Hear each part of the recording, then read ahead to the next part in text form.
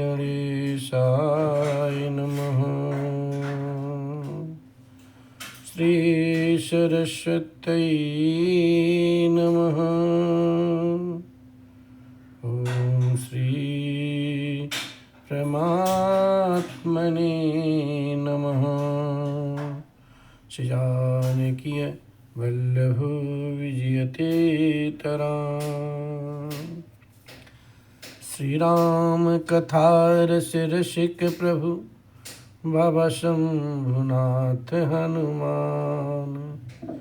प्रेम सहित आसन धरहूँ सुनहु कथा करूँ गान।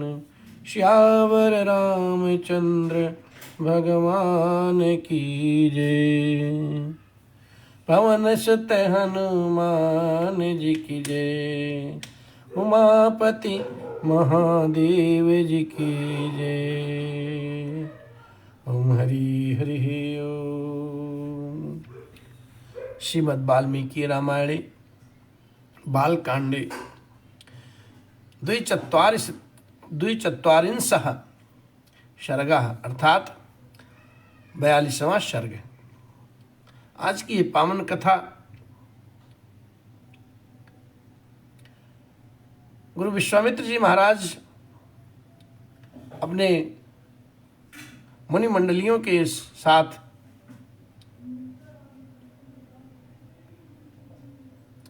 राघवेंद्र सरकार राम और लक्ष्मण को साथ लिए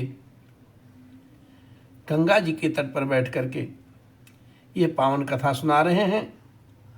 और जनकपुर जाने के रास्ते में गंगा जी का उद्गम स्थल है, वहाँ पर बैठ करके गुरु जी महाराज राघवेंद्र सरकार को ये संबोधन करते हैं, कथा सुनाते हैं।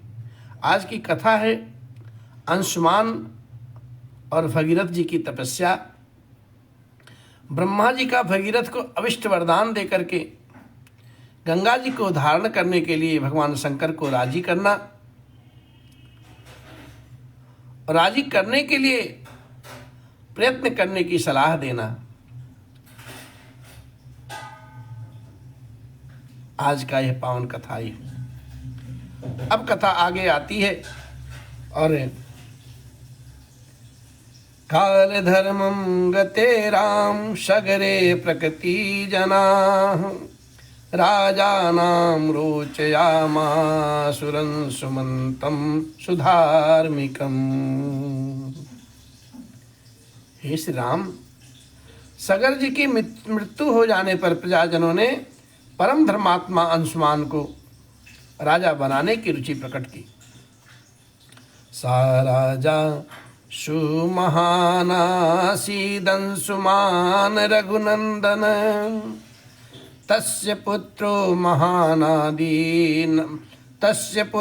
महानासीद दिलीप इते विश्रुतः। क्या बात है।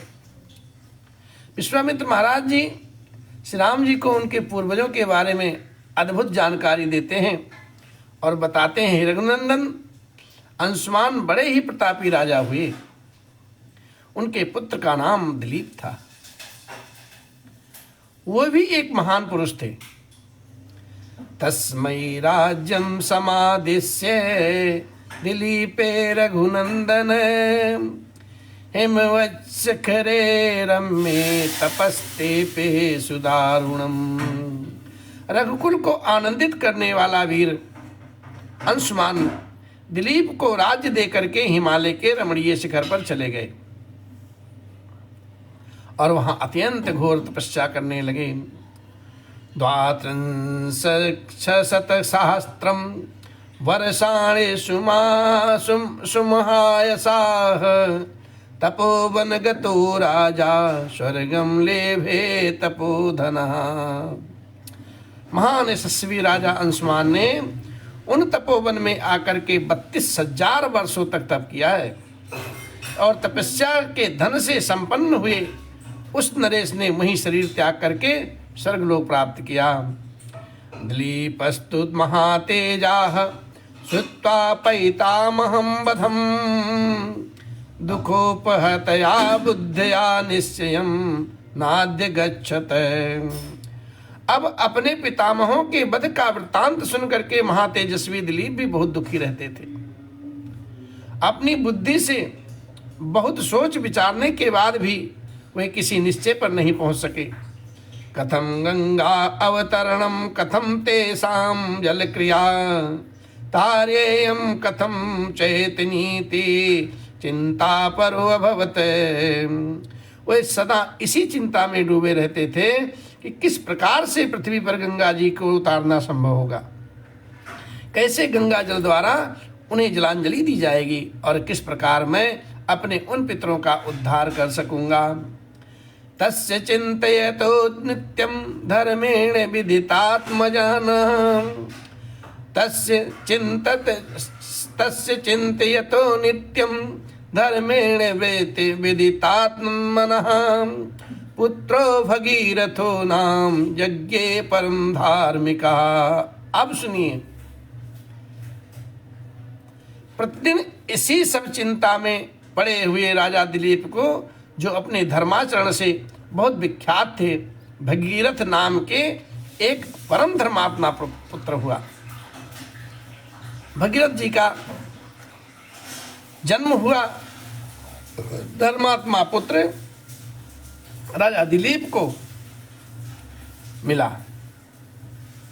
अब दिलीपस्तु महातेजा यज्ञैर्बहुभिरष्ट्रवान् त्रिदंश वर्षः शस्त्राणि राजा राज्यमकारयते।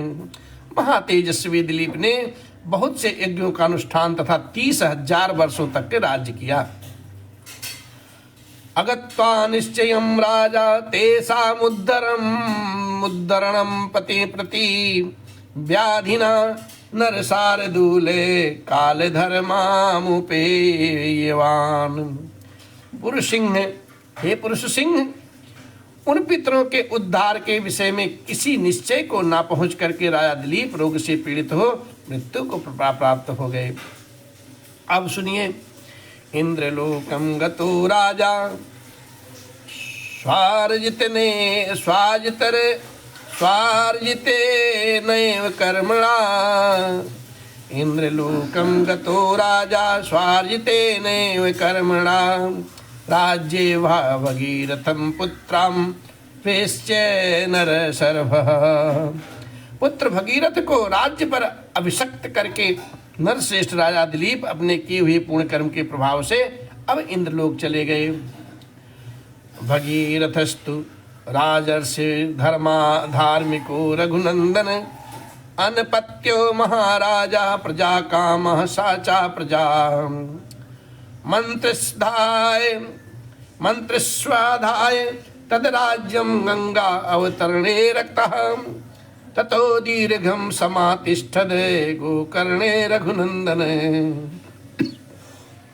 विश्वामित्र महाराज जी कथा आगे कहते हैं कि हे रघुनंदन, धर्मात्मा राजर्षि महाराज भगीरथ के कोई संतान नहीं थी। वे संतान प्राप्ति की इच्छा रखते थे तो भी प्रजा और राज्य की रक्षा का भार मंत्रियों पर रख करके गंगा जी को पृथ्वी पर उतारने के प्रयत्न में लग गए और गोकर्ण तीर्थ में बड़ी भारी तपस्या करने लगे।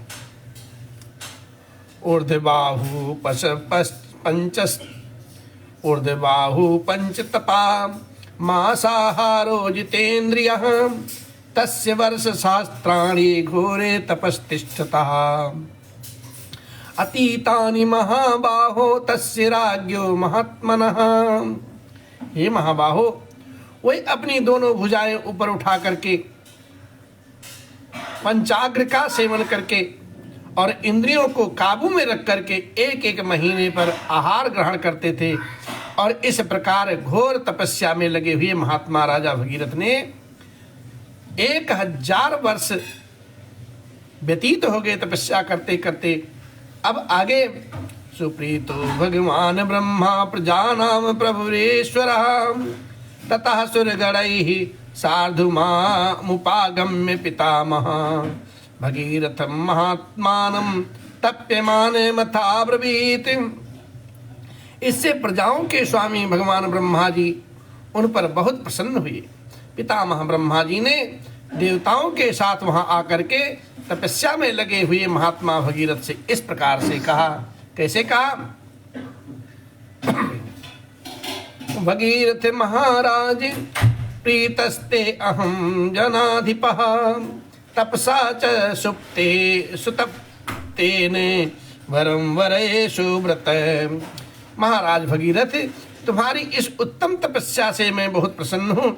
श्रेष्ठ व्रत का पालन करने वाले हे नरेश्वर, तुम कोई वर मांगो।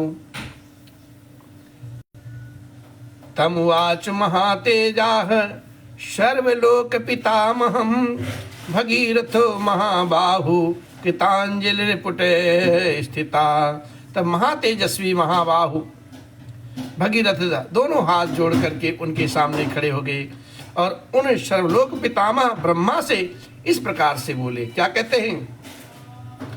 यदि मे भगवान प्रीतो यदस्ति तपसः फलम सागरस्यात्मजाः सर्वे मत्तः सलिल माप्नुयुः।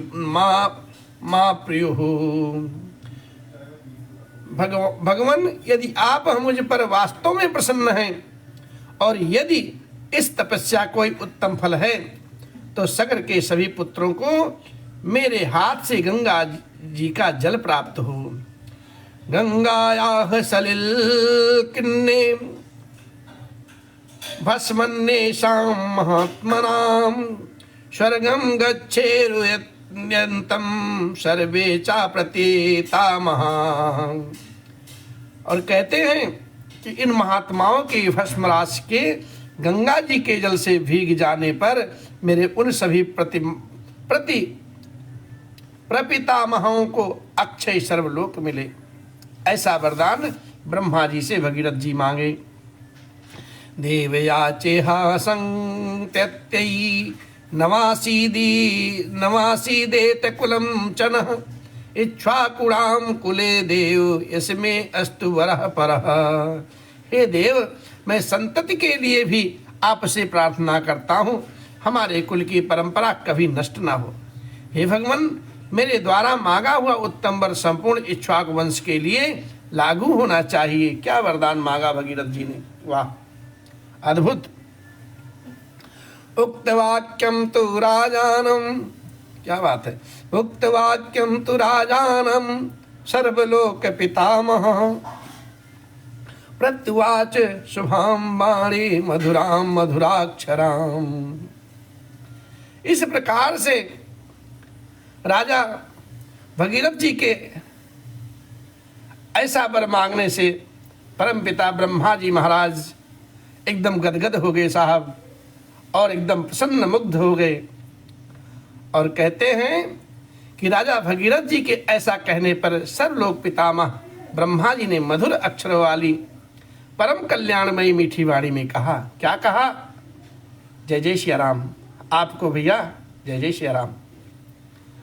और मनोरथो महानेश भगीरथ महारथ एवं भवतु भद्रम ते इक्ष्वाक कुलवर्धन। इक्ष्वाक वंशी की वृद्धि करने वाले महारथी भगीरथ, तुम्हारा परम कल्याण हो, तुम्हारा परम कल्याण हो, तुम्हारा ये महान मनोरथ इसी रूप में पूर्ण हो। और फिर यम हेमवती ज्येष्ठा गंगा हिमवता सुता ताम वे धारयतुम राजन हरः तत्र नियुज्यताम। राजन, ये हैं हिमालय की ज्येष्ठ पुत्री हेमवती गंगा जी।